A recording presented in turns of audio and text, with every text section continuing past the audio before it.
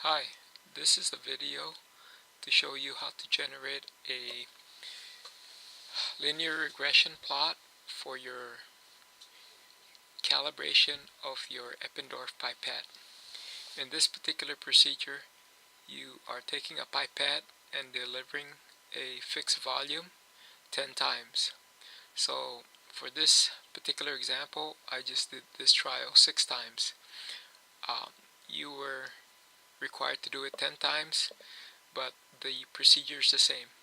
What I did was I recorded the temperature of the water after the procedure. I also recorded the mass of the weighing boat, and that's what you see right here. And then at the temperature of 22.9, I looked up the density of water, which is 0.99757. When you enter this data in your Excel spreadsheet, don't include units, just include the numbers, and then to the left of those values, describe that particular measurement with the units. So here are my 6 trials. My volume was constant at 250 microliters or 0.250 milliliters. These were my mass. The way you generate a graph is you highlight both of these columns, and then you go to Insert, Chart, and you can do a scattered plot. Don't do line, because that's not going to give you any useful information. You want to do a scattered plot, and it automatically generates that scattered plot. Make sure that you put a descriptive title here. Make sure that the x-axis is the volume, and the y-axis is the mass. That's what you see right here. You can certainly change the number of significant figures on the graph by just clicking on this, and then it'll give you this chart, and you can certainly change the number of significant figures based on the format. I'm going to go ahead and close that because I want to show you the procedures for generating a equation of a line. Next, click on these points right here. It doesn't matter which one, just click on one of them. All of them will be highlighted, and then right click. What you'll see is a add trend line, and then you get this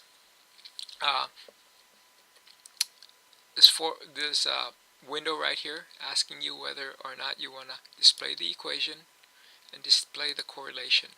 And we're going to do a linear, not an exponent or a logarithmic. We're doing a linear, and then you're set.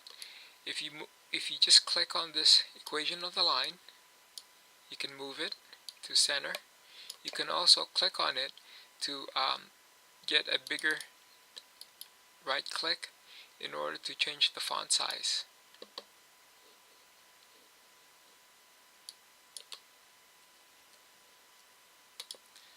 And then if you click on the box and right click, you can change the font size for all of the information on that equation. Now if you right click here and you do the format trendline label, then you can go over here on the dialog window and change the way the numbers displayed to, say, scientific notation, and this tells you how many decimal places. Or you can do numbers, again, how many decimal places you want to illustrate. I'm going to do 4, and then I'm just going to click here. So you can see that the correlation factor R squared went from 1 to 0.9997. Now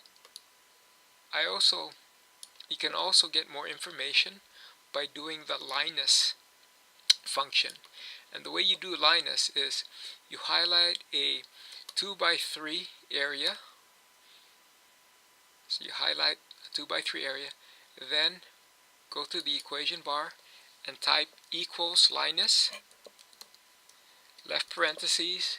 You want to do your x values, and your x values are going to be, your y values, that's your mass. So I'm just highlighting that, comma, x values, comma, and then type in true, comma, true.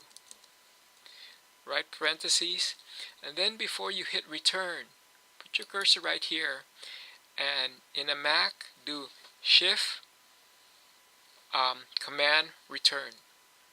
I think in a PC, all you do is Shift Return. And when you do that, you get these information. This first left box is going to be your slope. It's just M. And you can see that that number correlates with this right here. This is your y-intercept.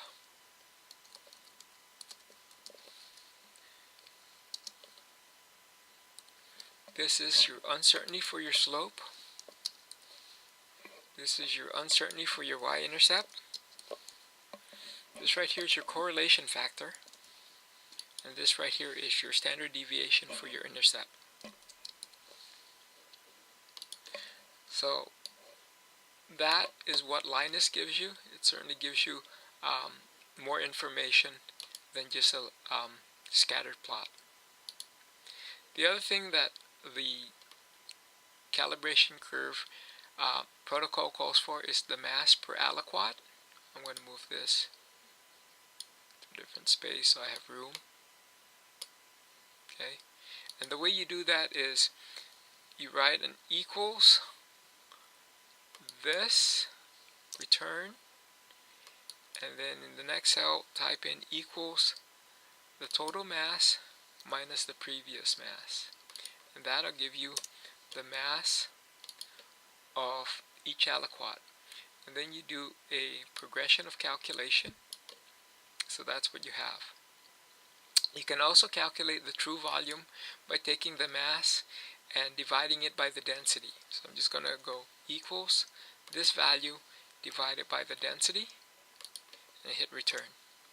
And then I want to make sure that this cell is fixed, so I'm going to put a $ before the E and the $ after the E to let that cell be fixed when I do my calculation.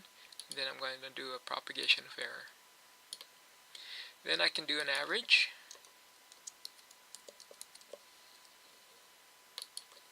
And the average mass per aliquot is equal to, and Excel will provide that for me. And I can get the standard deviation by typing in equals STDEV, left parentheses, and the array. I can certainly do that. So that basically is how you generate the graph and answer the questions for the calibration of your Eppendorf pipette.